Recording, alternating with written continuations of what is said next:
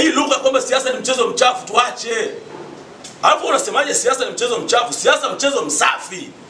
Kwa sababu siasa ndio inamtoa rais. Rais ndio amiri jeshi mkuu. Hawi rais mpaka apite kwenye nini? Kwenye siasa. Inakuwaje mchezo mchafu? Siasa inazungumzia maslahi ya watu. Ni kama yale maneno, "Wewe viongozi wa dini msijadili siasa." Tusijadili siasa. Siasa ndio inamleta waziri, anaitwa waziri wa mambo ya ndani.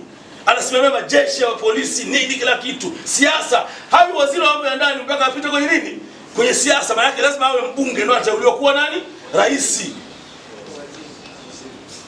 Wataka tudanganya sisi. Hawi waziri wa mambo ya ndani mpaka awe mbunge.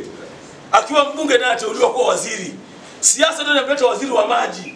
Siasa ndio inamleta waziri wa nishati. Siasa ndio inamleta waziri wa kila kitu. Kwa siasa ni maisha. Unahitaji mchezo mchafu? Ni mchezo msafi. Ila sisi viongozi wa dini tumehusiwa sana. Tunapoambia tusichanganye haina maana kuisemea au kushauri au kuelekeza. Tusichanganye kwa sababu sisi tuna wanachama wa vyama vyote ni waumini wetu.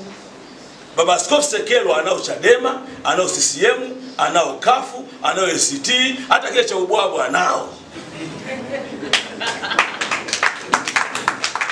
Sheikh Kabeki anao Chadema, anao CCM, anao Kafu, anao ACT. Sasa wewe kiongozi wa dini ukitokea ukaonyesha huko upande fulani, tafsiri yake wewe umewagawa waumini wako. Kwa hiyo usichanganye katika sura hii. Lakini sio kutoa maoni na kuwataka jamani utu. Tunapokwenda kwenye chaguzi hizi, utu kwa viongozi wa dini, kwa sababu wakati mwingine huu mtego unatuingia hata sisi. Viongozi wa dini najikuta nyote mmeanza kushambuliana. Mara waraka umetoka. Sijui baraza fulani, sijui BAKWATA, sijui utu. Qur'ani inatutaka tuchunge thamani ya mtu.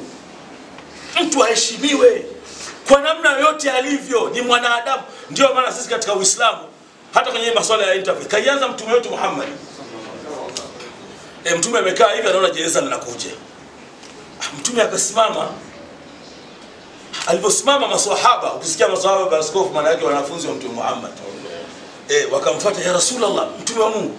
Huyu ni jeneza linalopita sio la Muislamu, ni mtu asiyekuwa Muislamu. Kwa lugha nyingine walikuwa wanamtaka asingesimama kutoa heshima kwa yule mwili unaopita. Sikia majibu ya mtume wetu. Anasema, kwani huyo si mwanadamu?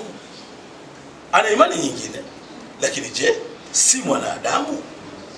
Sikusimama kwa sababu ya dini yake, nimesimama kwamba kiumbe kitukufu kilichoumbwa na Mungu kwa uweza wake na ufalme wake kimeyaga dunia.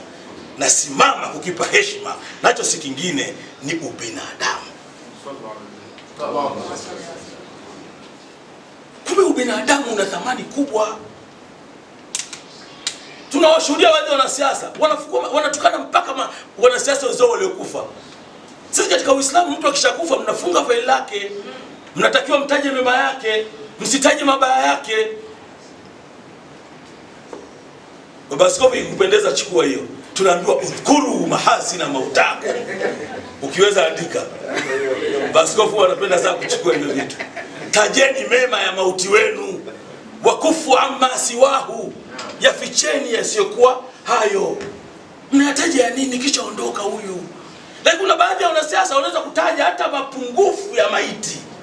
Maiti anaadhiriwa, tumesahau kama ni mwanadamu.